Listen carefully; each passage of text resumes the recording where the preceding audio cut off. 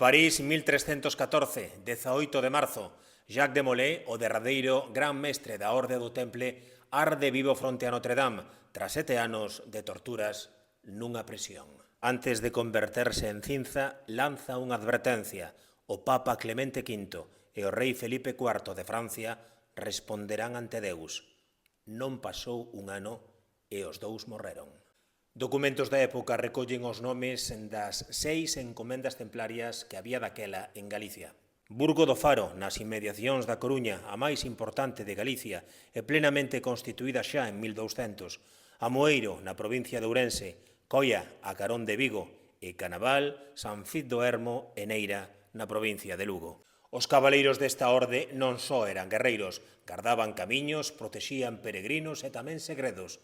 Un deles está en Cambre. Na igrexa de Santa María hai unha peza que non encaixa de todo.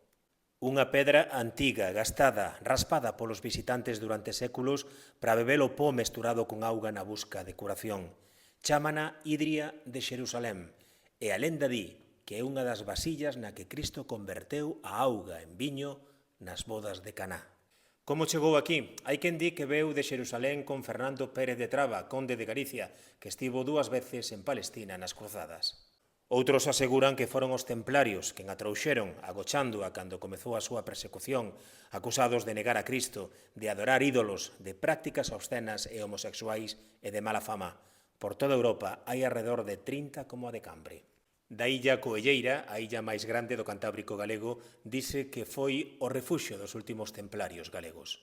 Todos menos un foron asesinados en 1331.